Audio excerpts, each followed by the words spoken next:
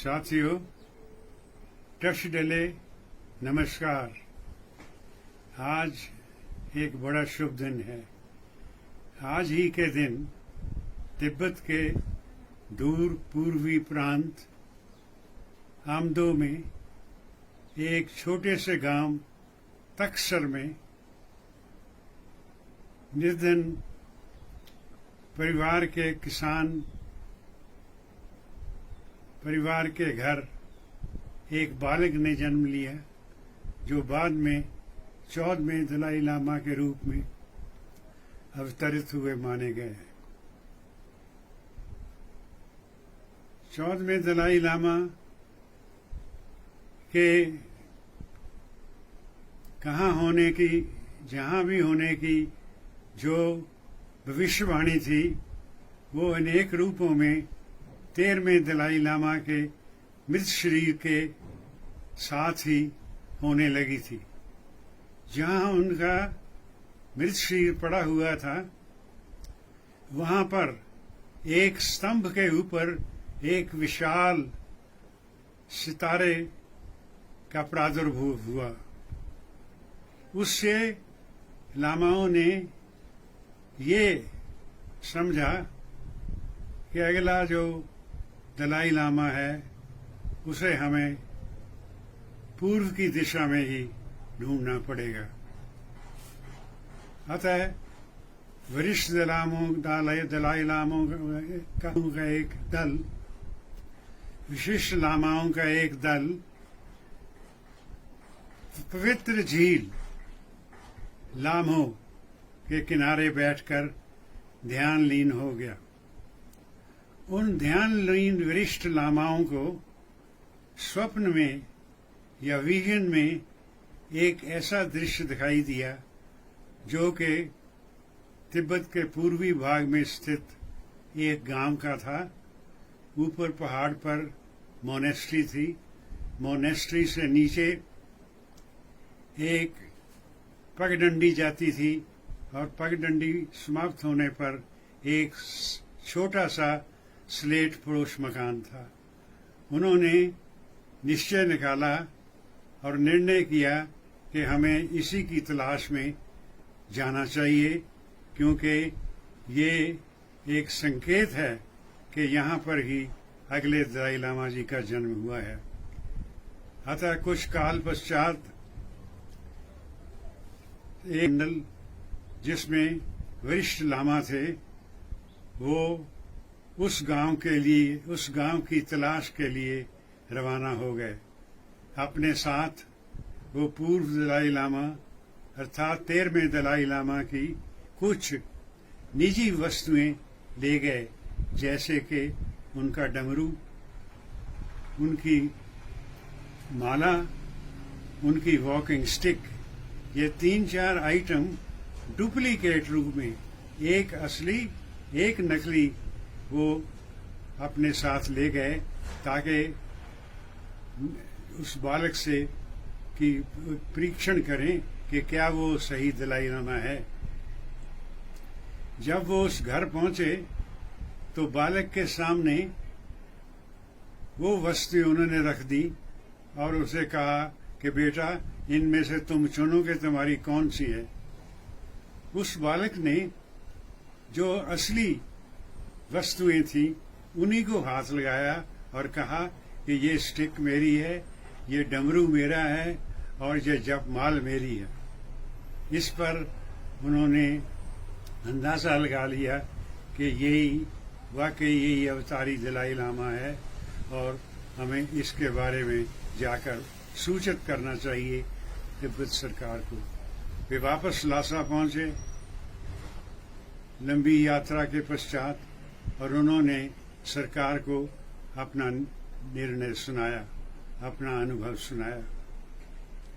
कुछ दिनों में एक सरकारी प्रतिनिधिमंडल फिर उस गांव गया और उन्होंने उनके माता पिता से उस बच्चे को उनके साथ लासा भेजने के लिए राजी कर लिया। 4.5-5 वर्ष का वह बालक 2 महीने की लंबी यात्रा के पश्चात धूमधाम से लासा नगर यानी भारत का जो यानी तिब्बत का जो दारुल खिलाफा है, राजधानी है, वहाँ पर दाखिल हुआ। अब तिब्बत को उनका 14वें दलाई लामा में लग गया था। दलाई लामा जी की शिक्षा दीक्षा का प्रबंध पोटाला पैलेस में ही उनके निवास स्थान पर 2 सीनियर और जूनियर ट्यूटर्स के द्वारा किया गया और इस प्रकार उनका दैनिक कार्यक्रम शुरू हो गया 5 साल की आयु में। अनेकों वर्ष उनका ये शिक्षा दीक्षा का प्रोग्राम चलता रहा और उसके पश्चात जब वो 15 वर्ष के थे, अर्थात 1935 में जन्मे, 1950 के साल में चीन वालों ने जोर जबरदस्ती से उनके देश को अपने कब्जे में कर लिया। तिब्बत के लिए ये एक बड़ी दुर्भाग्यपूर्ण घड़ी थी, परंतु खम्पाओं की मुकाबले और उन द्वारा चीन से लड़ाई के बावजूद तिब्बत की कोई पेश नहीं चली और तिब्बत पूर्ण तरह से चीनियों के कब्जे में हो गया। जब दलाई लामा 15-16 वर्ष के हुए तो तिब्बत के रीजेंट ने सारे अधिकार उनको सौंप दिए तिब्बत के ऊपर शासन के कर, और चीनी नेता उन्हें पीकिंग ले गए, जहां पर उनकी मुलाकात माओ जेतुंग, चू एनलाई आदि, मार्शल चेंजी आदि नेताओं से हुई। उनके मन में उस समय भी डर था, क्योंकि वो एक 15 वर्ष के नौजवान बच्चे ही थे और उन्होंने बड़े शालीनता के साथ उनके साथ व्यवहार किया, परंतु बालक दलाई लामा का उनके ऊपर विश्वास नहीं हुआ। 15-16 साल की आयु से 24 वर्ष की आयु तक जब दलाई लामा जी का गेशे की परीक्षा नजदीक थी, तिब्बतन धोखा देते हुए चाइनीज की फौज लासा में बड़ी संख्या में दाखिल हो गई। तिब्बत चीन के अगुआ नेताओं ने दलाई लामा से प्रार्थना की कि हम एक नाटक का मंचन कर रहे हैं, आप हमारे छावनी में आएं और उस नाटक को देखें। इसमें उनकी नीयत साफ नहीं थी और जब तिब्बती जनता को इसकी सूचना मिली तो हजारों की तादाद में तिब्बती लोग लासा में जमा हो गए और उन्होंने दलाई लामा जी को रोकने के लिए उनके पैलेस नोर्बुलिंका का, जो कि उनका समर पैलेस था, घेराव कर लिया। चीनियों की आशा के विपरीत दलाई लामा को उनकी जनता ने उस शो में जाने की इजाजत नहीं दी, जिससे चीनी और भड़क उठे। उस वक्त तेंजिंग ग्यात्सो अर्थात 14वें दलाई लामा की आयु 24 वर्ष थी और चीनियों ने नोर्बुलिंका और पोटाला पैलेस दोनों के ऊपर बमबारी शुरू कर दी, क्योंकि वो खत्म कर देना चाहते थे नए दलाई लामा को। बहुत से तिब्बतियों को अपनी जान से हाथ धोना पड़ा, परंतु दलाई लामा उनके हाथ नहीं लग सके। एक साक्षात्कार में मुझे दलाई लामा जी ने कहा इस घटना के बारे में कि after the bombardment the Chinese with lanterns in their hands where the dead body of the traitor Dalai Lama was. क्योंकि वाकई में उन्हें एक ट्रेटर देशद्रोही समझते थे। ये क्रम 10 मार्च से शुरू हुआ और 17 मार्च तक ऐसे चलता रहा। 17 मार्च को अपने देवताओं की आज्ञा के अनुसार एक ग्रंथ को आखिरी बार पढ़कर उसमें से आज्ञा प्राप्त करके दलाई लामा ने फैसला किया कि वो लासा छोड़ देंगे और भारत की ओर प्रस्थान करेंगे। आधी रात के समय एक साधारण तिब्बती सिपाही के गणवेश में दलाई लामा अपने रक्षकों के साथ पहले नॉर्बुलिंका से निकले और एक किश्ती में अपने परिवार के साथ लिकटस नदी पार करते हुए अगली स्थान पर पहुंच गए। दुर्गम बर्फ से लदे पहाड़ों, घाटियों, दर्रों को पार करते अपने साथियों के संग तेंजिंग ग्यात्सो दलाई लामा भारत पहुंचने का प्रयत्न कर रहे थे। उनके अंगरक्षक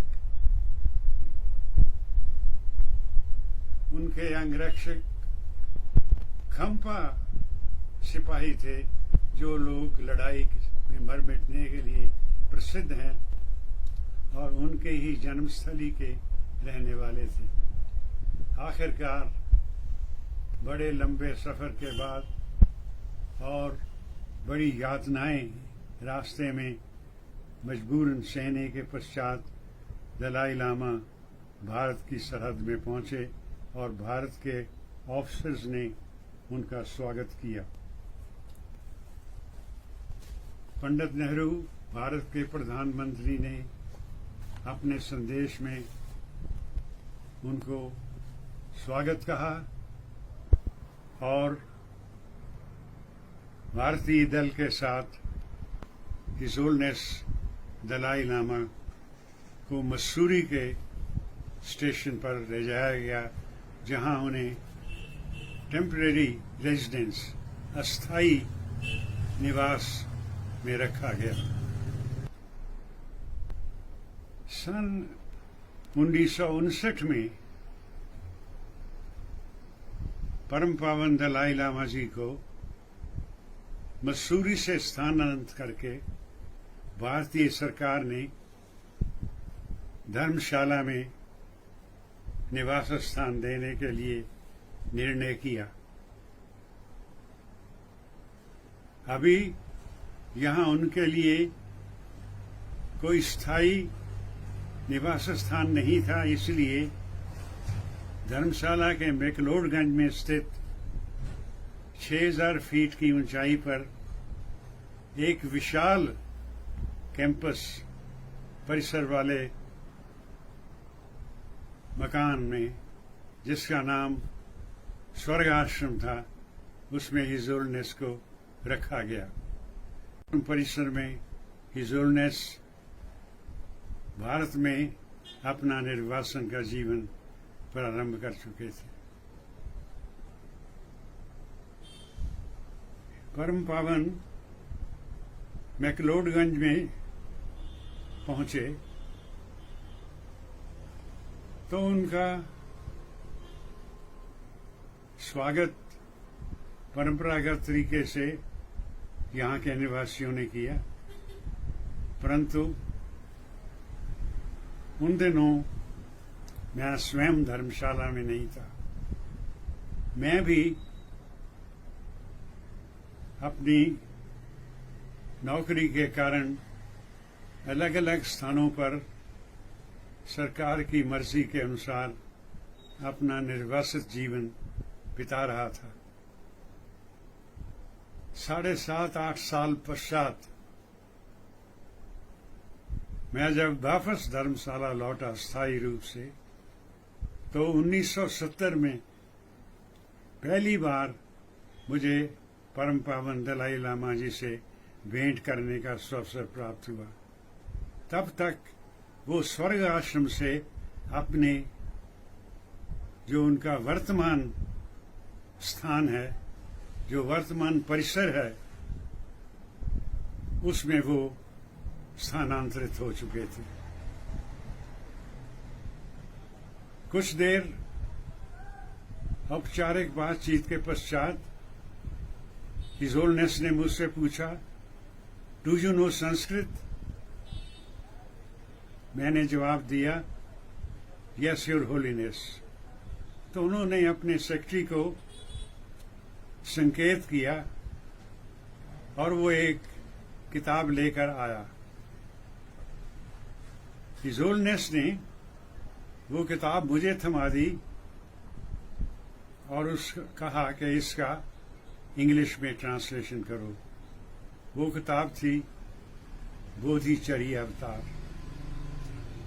आप शायद नहीं जानते हैं कि बोधिचर्या अवतार भारत के महान विद्वान और बोधिसत्व आचार्य शांति देव की विश्व प्रसिद्ध रचना है, जिसमें उन्होंने बुद्धत्व अर्थात बोधि एनलाइटमेंट प्राप्त करने का मार्ग दर्शाया है। जब मेरी किताब छपकर तैयार हो गई तो मैं उसे हिज होलिनेस को एक प्रति भेंट करने के लिए उनके निवास स्थान पर पहुंचा। ये पुस्तक 2 वॉल्यूम में तैयार हुई। उसकी प्रथम वॉल्यूम ये है और उस पे हिज होलिनेस ने अपनी ब्लेसिंग्स मुझे लिख कर दी।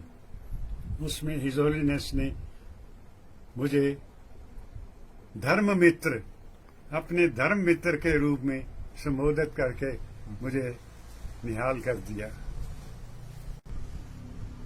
उसी दिन उसी भेंट में हिज होलिनेस ने मुझे एक और पुस्तक दी और कहा कि ट्रांसलेट इट इनटू इंग्लिश।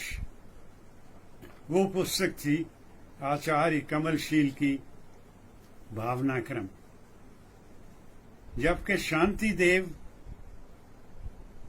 9वीं सदी में हुए हैं, आचार्य कमलशील 10वीं सदी में बौद्ध धर्म के आचार्यों में से प्रसिद्ध आचार्य हुए हैं।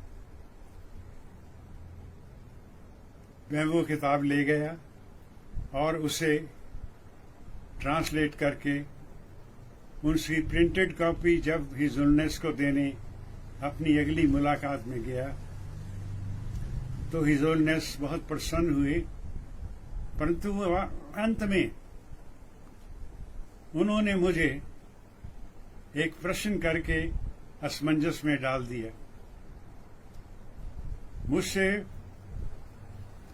पूछते हैं, do you think Acharya Kamalashila wrote this book in one go? मैंने एक क्षण सोचा और उत्तर दिया कि इस पुस्तक के 3 अध्याय हैं और तीनों अध्यायों का विषय वस्तु एक ही है, यानी शमथ और विपश्यना। इसलिए मेरा विचार है कि आचार्य कमलशील ने 3 अलग अलग मौकों पे ये चैप्टर लिखे और बाद में इसे पुस्तक का रूप दे दिया।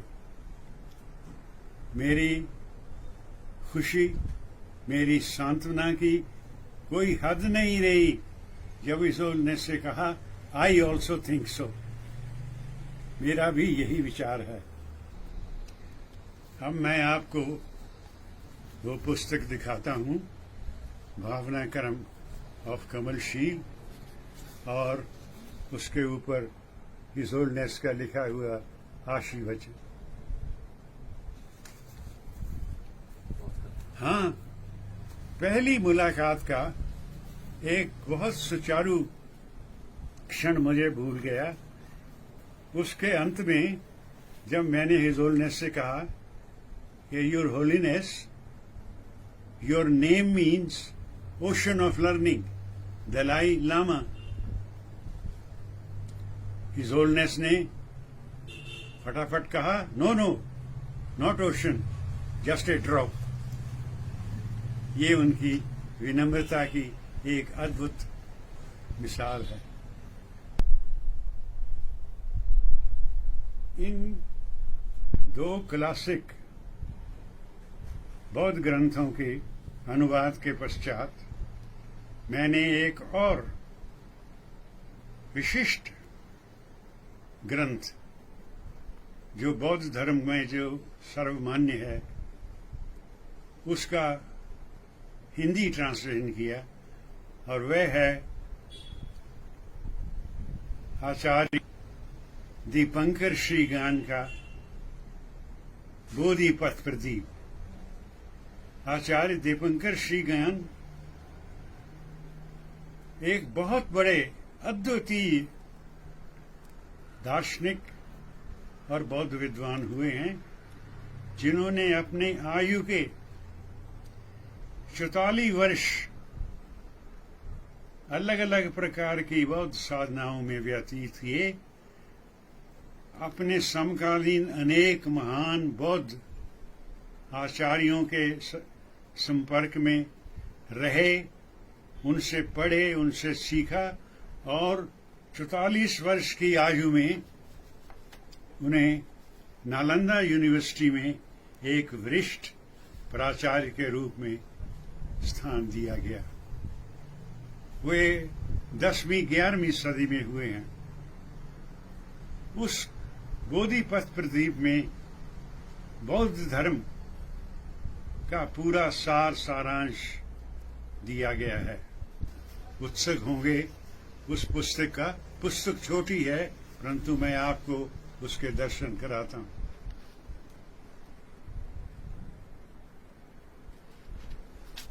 परम पावन हिज होलिनेस से बार बार मुलाकात और उनके साथ वार्तालाप से मेरी श्रद्धा इतनी गहरी हो गई उनके प्रति, और मेरा आदर भाव इतना घनिष्ठ हो गया कि मैंने उनके ऊपर एक उनकी जीवनी के ऊपर इंग्लिश में एक पुस्तक लिखी जिसका नाम है चेनरेजी। चेनरेजी तिब्बती शब्द है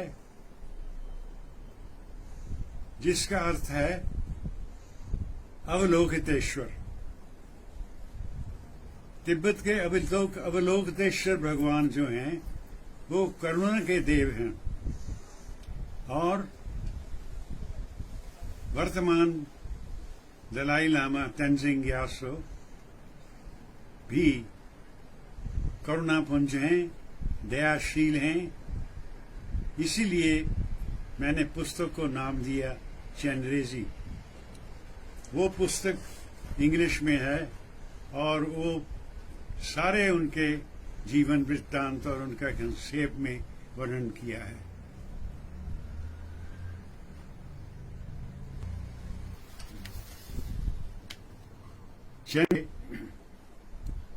अंतिम अध्याय की कुछ पंक्तियां आपके सामने प्रस्तुत करते हुए मुझे हर्ष का अनुभव हो रहा है। Beyond the high and mighty Himalayas lies a mighty prison house where a whole nation in shackles of slavery lies, where darkness deeper than deepest hell is asphyxiating a people once vigorous, live and boisterous, where the booming of the infidels' guns with in death dance the sweet murmur of one Mani Padme home, with where the booming of the infidels' guns has overwhelmed with its death dance the sweet murmur of Om Mani Padme Hum, and the drone of war planes, the innocent, indolent hum of the prayer wheel drowned. A lone man, lean man, tall, bespectacled, into a benevolent stoop and beatific smile, his soul struggle continues.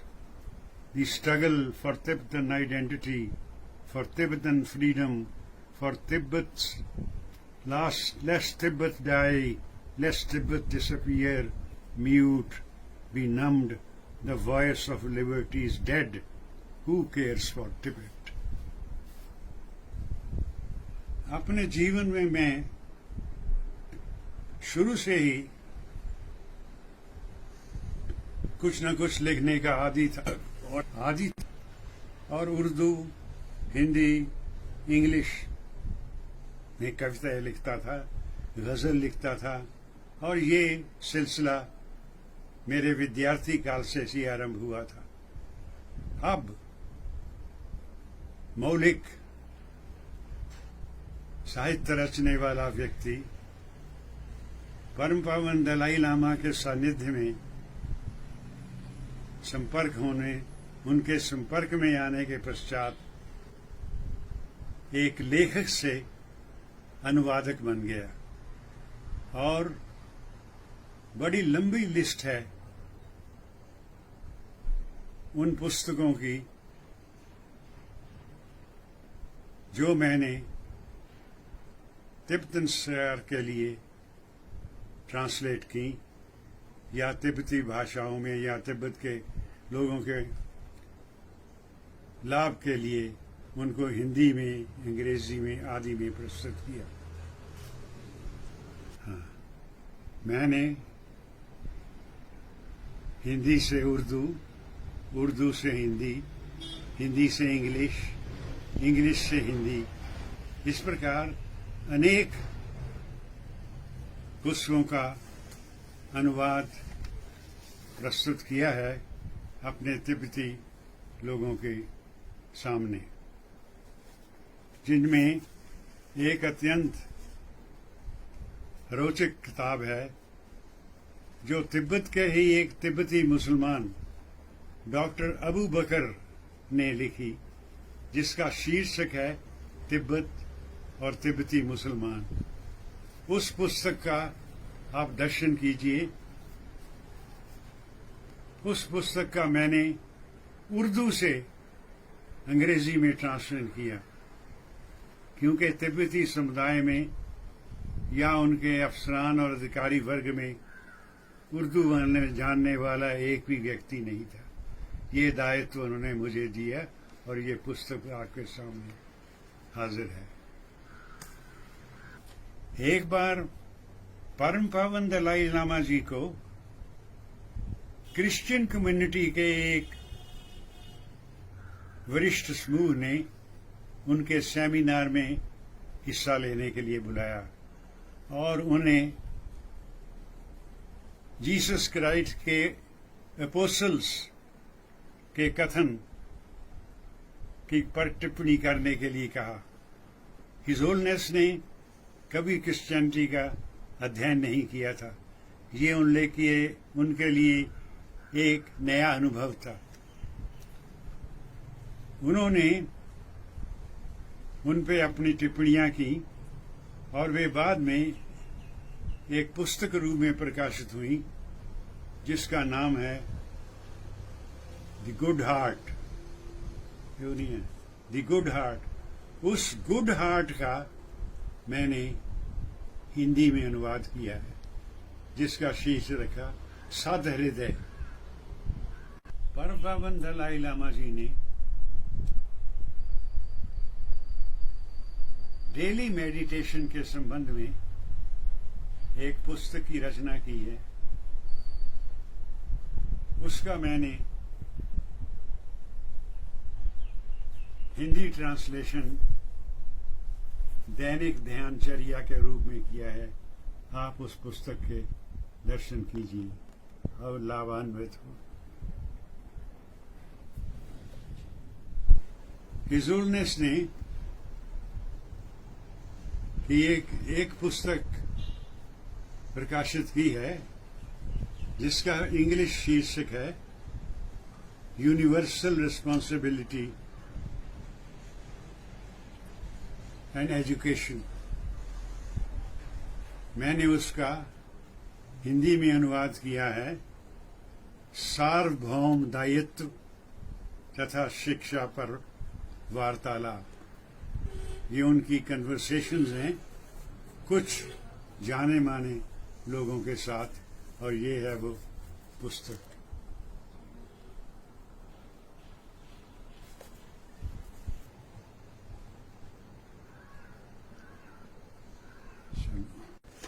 बोधिचर्या अवतार का मैंने स्वयं इतनी बार स्वाध्याय पूर्व अध्ययन किया है और इतनी बार परम पावन दलाई लामा जी के मुख से उसके संबंध में सुना है कि मेरा उस ग्रंथ के साथ एक अजब प्रकार का लगाव पैदा हो गया है।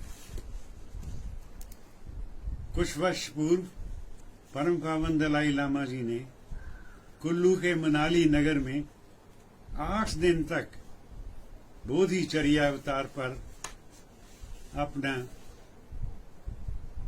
भाषण दिए, प्रवचन दिए, और ये एक अजब बात है कि उसमें शामिल होने वाले लोग सब कुल्लू, मनाली, लाहौल स्पीति आदि के थे, और स्वयं दलाई लामा, और स्थान भी कुल्लू मनाली में था, और स्वयं दलाई लामा जी ने बोधिचर्या अवतार का जो अध्ययन किया था और जो उनकी शिक्षा जो ग्रहण की थी, वो भी एक किन्नौर के लामा जो बोधिसत्व थे, खूनू लामा उनका नाम था, उनसे किया था। तो इस प्रकार स्थान कुल्लू मनाली हिमाचल प्रदेश, भाषण देने वाले परम पावन दलाई लामा हिमाचल प्रदेश स्थित धर्मशाला में स्थायी रूप से रहने वाले, और उनके गुरु रहे खूनू लामा से उनका अध्ययन करना, और ये सारी चीजें इस पुस्तक को एक अजीब रंग प्रदान करती हैं। उसका मैंने हिंदी से इंग्लिश में विशद रूपांतर किया है जो अत्यंत पठनीय है। आप उसके दर्शन कीजिए।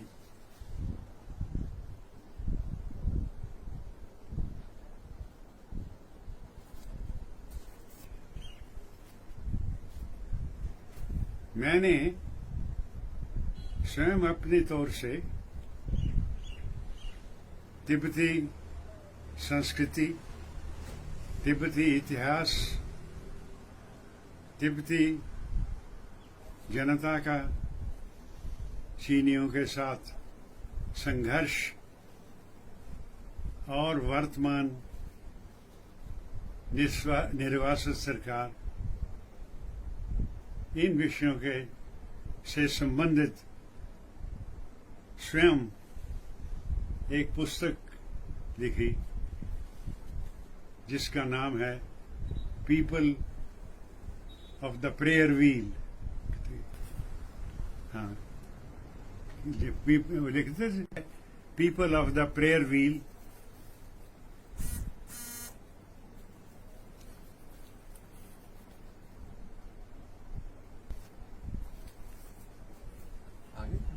क्योंकि इस पुस्तक में कुछ लिखी चीजें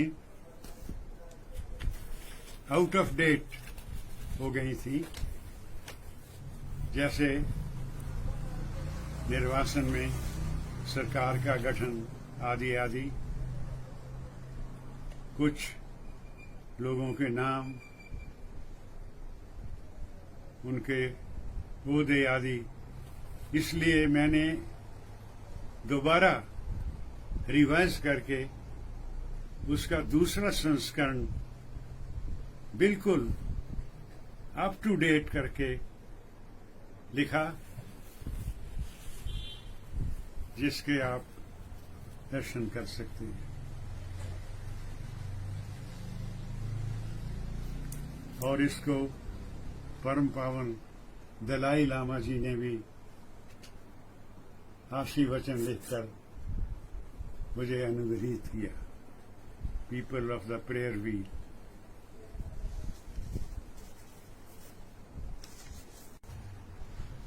पूर्व में मैंने जिन पुस्तकों का आपको परिचय दिया, वो विशिष्ट ग्रंथों के अनुवाद हैं। इसके अतिरिक्त मैंने हिज होलीनेस के प्रवचनों का हिंदी में से अंग्रेजी में अनुवाद, अंग्रेजी में से हिंदी में अनुवाद किया है, और समय समय पर तिब्बत सरकार के लिए जब कभी कोई हिंदी ट्रांसलेशन का काम आया और मुझे सौंपा गया, वो मैंने किया। जैसे अनेकों ट्रैक्ट्स, छोटी छोटी पुस्तकें, तिब्बत की कॉन्स्टिट्यूशनल स्थिति,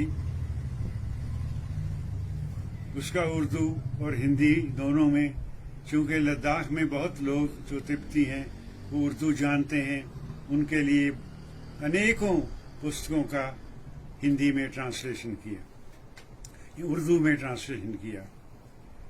ऐसे कई छोटी बड़ी। और 10 मार्च को, जो कि तिब्बती लोग रिवोल्ट डे यानी क्रांति विद्रोह दिवस के रूप में मनाते हैं, 10 मार्च, उस दिन हिज होलीनेस उसमें शामिल होते और भाषण देते। हिज होलीनेस का भाषण इंग्लिश में 2 दिन पहले मेरे पास आ जाता, मैं उस भाषण को हिंदी में अनुवाद करता और तिब्बतन सरकार को सौंप देता। यह एक खास बात थी कि जो होने वाला भाषण है दलाई लामा का, उसको केवल मैं परिचित होता था, क्योंकि मैं उसको ट्रांसलेट करता। वर्षों तक मैं ये सेवा करता रहा, और एक दिन मैंने हिज होलीनेस में मुलाकात के दौरान बोला कि your holiness, I always know your 10th March speech in advance. He was shocked. He was surprised. वो बड़े हैरान होकर पूछने लगे, ये कैसे? मैंने कहा, सर, चूंकि उसका अनुवाद हिंदी में मैं ही करता हूं और उसका मुझे ही ज्ञान होता है। तो बड़े खिलखिलाकर हंसे। आप हैरान होंगे कि परम पावन दलाई लामा जी जब हंसते हैं, अगर आप उनकी तरफ देख नहीं रहे हैं तो वो इस प्रकार हंसते हैं जैसे 6-7 वर्ष का कोई बच्चा हंस रहा हो, निष्कपट और जोर शोर से खिलखिलाकर। क्योंकि और जब वो भाषण देते हैं तो उनकी आवाज आम लोगों, साधारण पुरुषों जैसी आवाज नहीं होती। वो आवाज होती है जिसे हम संस्कृत में बोलते हैं नाभि स्वर, उनका स्वर नाभि से निकलता है और नाभि से होता हुआ उनकी वाणी तक पहुंचता है और वो स्वर इतना, और वो नाभि स्वर इतना गूंजता हुआ, जिसको इंग्लिश में कहते हैं रिवर्बरेटिंग होता है, कि साधारण मनुष्य का वो वैसा भाषण नहीं दे सकते। बस परम पावन दलाई लामा जी को 1999 में संसार का प्रतिष्ठित प्राइज, नोबेल पीस प्राइज दिया गया। ये विशेषता तिब्बतियों और साधारणतः हम सब मित्र जन के लिए एक बड़े गर्व की बात थी। जब वो पीस प्राइज लेकर वापस आए तो दिल्ली तक विमान में आए और दिल्ली से रेलगाड़ी में पठानकोट रेलवे स्टेशन पर पहुंचे। मैं भी उन लोगों में था, तिब्बती दोस्तों में, जो उन्हें स्वागत करने वहां स्टेशन पर मौजूद थे। मैं सबसे आगे खड़ा था। जैसे ही जुलनेस का एसी कमरे का दरवाजा खुला, उन्होंने मुझे देखा, मैंने हाथ जोड़े और पेशतर इसके मैं कुछ कह सकता, उन्होंने मुझे कहा टशी डले, जिसका अर्थ होता है नमस्कार। सन 1987 में हिज होलिनेस ने मुझे prestigious Tibetan library of works and archives, तिब्बती ग्रंथ एवं अभिलेख पुस्तकालय जैसी संस्था का सदस्य नामित किया और मैंने 30 वर्ष सदस्य के रूप में अपनी सेवाएं दी, जो कि एक रिकॉर्ड है और एक मीटिंग उसकी मैंने मिस नहीं की। सन 1994 में धर्मशाला में एक अप्रत्याशित घटना घटी। एक तिब्बती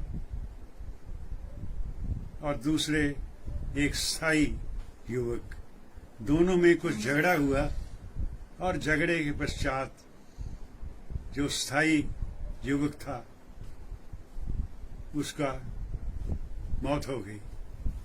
इस प्रकार तिब्बती जो युवक था उसे कत्ल, मर्डर के लिए गिरफ्तार कर लिया गया। स्थायी समुदाय के लोगों को बहुत गुस्सा आया और उन्होंने तिब्बती संस्थानों की तोड़फोड़ शुरू कर दी। उस वक्त दलाई लामा यूनाइटेड स्टेट्स में कैलिफोर्निया में थे। उनको वहां खबर पहुंची, हालांकि जिला प्रशासन की चुस्ती के कारण कोई विशेष हानि या गड़बड़ नहीं हुई, मगर फिर भी एक समुदाय के लोगों का तिब्बती समुदाय के खिलाफ उनकी भावनाएं बढ़ गई। हिज होलिनेस अपना टूर बीच में ही छोड़कर वापस धर्मशाला पहुंचे। इतने में सैकड़ों बाहर से आए हुए अखबारों के कॉरेस्पोंडेंट्स आदि भी यहां पहुंच गए और हिज होलिनेस, मुझे एक मित्र का फोन आया कि बहुत बुरी खबर है मैंने कहा क्या? उसने बोला कि जोलनेस ने फैसला किया है कि वे धर्मशाला छोड़ देंगे, क्योंकि इस घटना से और ख़ासकर तिब्बती लामाओं के साथ जो मारपीट की गई है उससे वे बहुत आहत हैं। मैंने उससे कहा हौसला रखो, हम अपनी ओर से कोशिश करेंगे।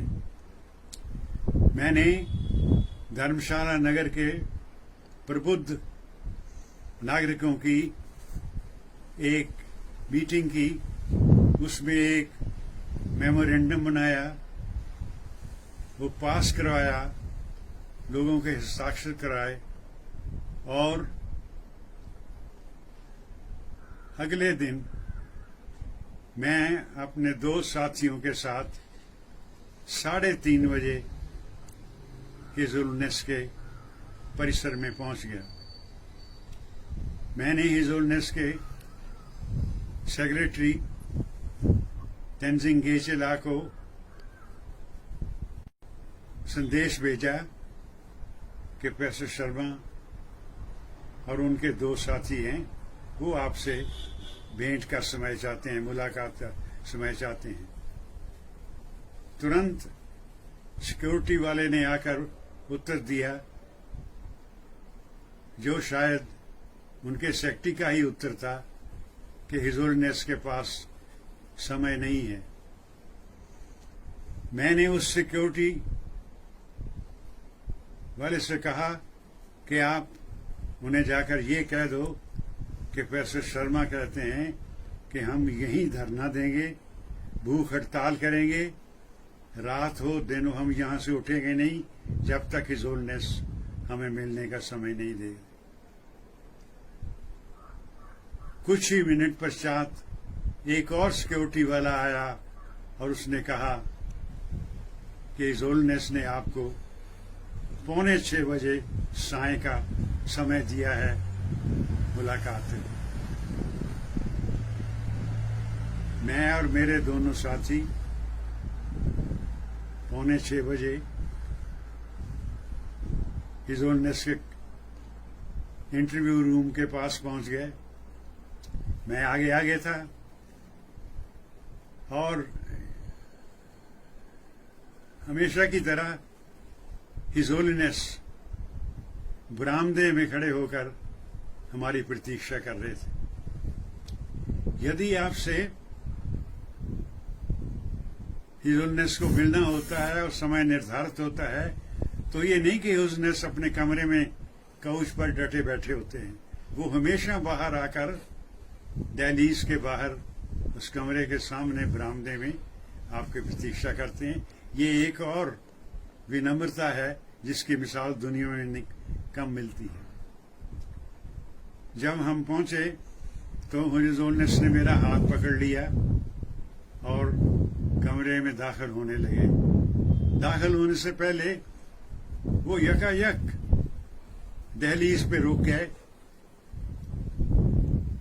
दहलीज पर रुक गए और मेरी आंखों में आंखें डालकर कहते हैं, so we are being kicked out. ये एक ऐसा फिक्रा था, एक ऐसा उलाहना था जो बर्दाश्त करने के काबिल नहीं था। मेरे पास इसका कोई जवाब नहीं था। मैंने उत्तर दिया, your holiness, that is not true. ये बात सत्य नहीं है। लेट अस गो इनसाइड, आइए अंदर चलें, सिट डाउन, बैठें एंड टॉक, और बात करें। हिजुलनेस मेरा हाथ पकड़ के अंदर ले गए और मेरे 2 साथी भी पीछे पीछे बैठ गए।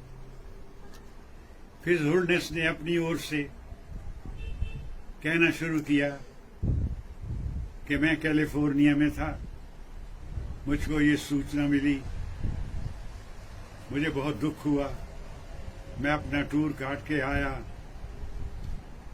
यदि धर्मशाला वाले नहीं चाहते हैं कि मैं हम और तिब्बती लोग यहाँ रहें, तो हम क्यों रहेंगे।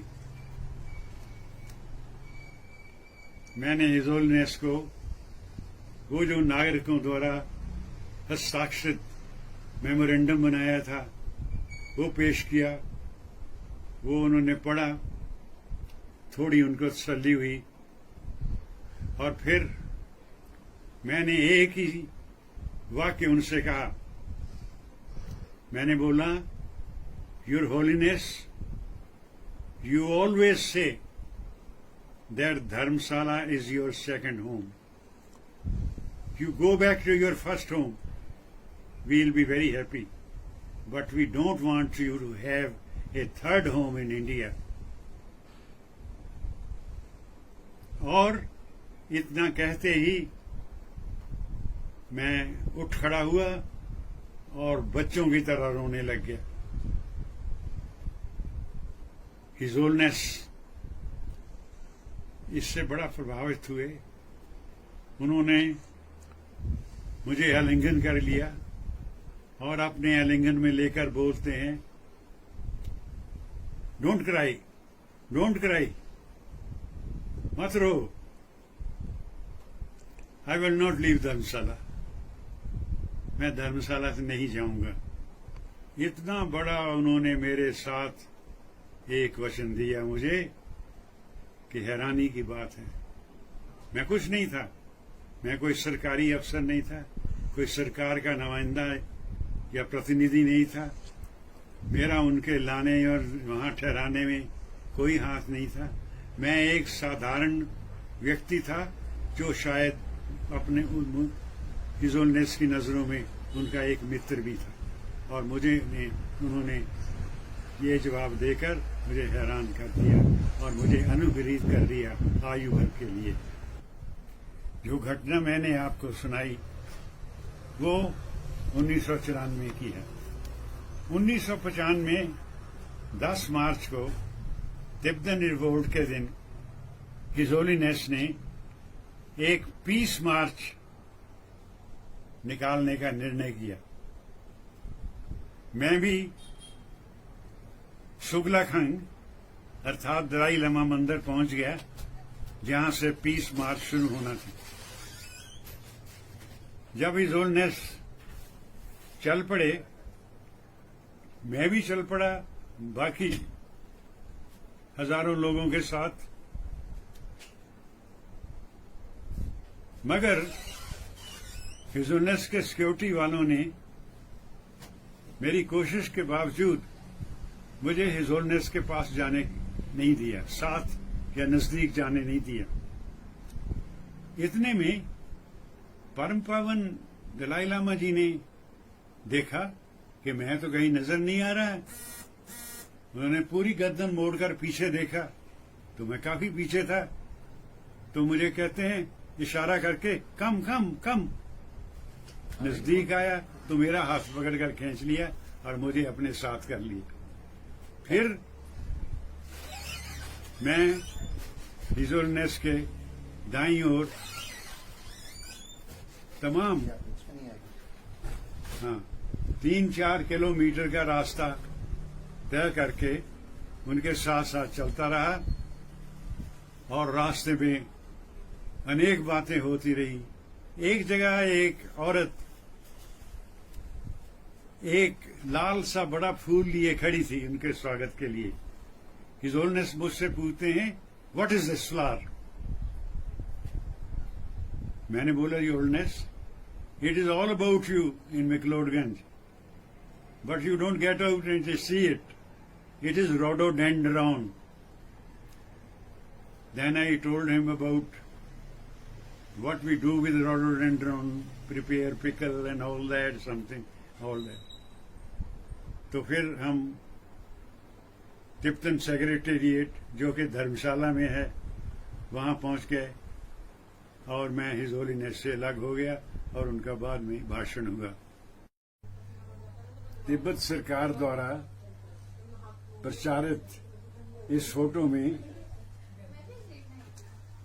10 मार्च 1995 की पीस मार्च यह शांति मार्च का दृश्य है जिसमें मैं परम पावन जी के दाहिनी तरफ सारा रास्ता धर्मशाला तक चला। परम पावन दलाई लामा जी द्वारा अन्य संस्थाएं जो महत्वपूर्ण हैं उनमें है मेंची खांग मेडिकल कॉलेज, तिब्बती ग्रंथ एवं अभिलेख पुस्तकालय, library of Tibetan works and archives, ट्रिपा Tibetan institute of performing arts, Tibetan medical college Mentsee Khang और टीसीवी स्कूल। आज उनके 85वें जन्मदिन पर आइए हम सम्मिलित रूप में उनकी दीर्घ आयु की मनोकामना करते हुए उनको अपनी शुभकामनाएं प्रस्तुत करें। अंत में मैं आपके सम्मुख अपनी एक कविता प्रस्तुत करने के पश्चात अपनी वाणी को विराम देना चाहूंगा। कविता का शीर्षक है सृष्टा। लोक नृत्य गीतों का मानव, लोक नृत्य गीतों का मानव, मैं अणु के युग का उत्तर हूँ।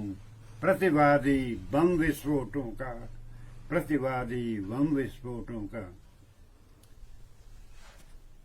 मारो काटो का कोलाहल, जहरीली गैसों का धुआं, पकड़ धकड़ व्यापारिकता की, पागलपन की दौड़ धूप में, परंपरा की पावस टटनी, उफनाई सी गदराई सी, प्रगतिवाद की वृहद बाढ़ में, उफनाई सी गदराई सी, प्रगतिवाद की वृहद बाढ़ से मानवता का हंस फंसा है, मानवता का हंस फंसा है भौतिकता की वैतरणी में। आओ मेरे पास के मैं हूँ लोक नृत्य गीतों का मानव। आओ लांग आवरण विष का, आओ लांग आवरण विष का, मेरे हरियाले खेतों में, जहाँ स्वर्ण श्यामल लहरों में मेरे हरे धान लहराते, मेरे निर्जर नाले गाते, मेरे शुभ गीत सुनाते। आओ लांग आवरण विष का। धवलधार की नगमाला पर, धवलधार की नगमाला पर करते हैं विहार शिव गिरजा। धवलधार की नगमाला पर करते हैं विहार शिव गिरजा। मेघों के गर्जन तर्जन में शंकर तांडव नित्य नाचते। मेघों के गर्जन तर्जन में शंकर तांडव नित्य नाचते। हिम शिखरों के बेटे गद्दी, हिम शिखरों के बेटे गद्दी, चुटकी देते ताल बजाते, कुंजू कान्हा वेणु सुनाते, और चंचलों राधाओं संग, और चंचलों राधाओं संग, अब भी ब्रज की रास नचाते। बरसाने की होली होती, रसिया गीत जोटी गाते। बरसाने की होली होती, बरसाने की होली होती, रसिया गीत जंजोटी गाते। आओ मेरी देवभूमि में, आओ मेरी देवभूमि में, जहाँ आज भी गांव गांव में लोग बजाते ढोल नगारे, मुखरित होते शहनाई स्वर, गंगी फुलमू मोना गाते, ऊंचे चित्ताकर्षक लय में। आओ मेरी देवभूमि में, आओ मेरे पास के मैं हूँ, आओ मेरे पास के मैं हूँ लोक नित्य गीतों का मानव। मैं अणु के युग का उत्तर हूँ, मैं सृष्टा हूँ, मैं सृष्टा हूँ। धन्यवाद, नमस्कार।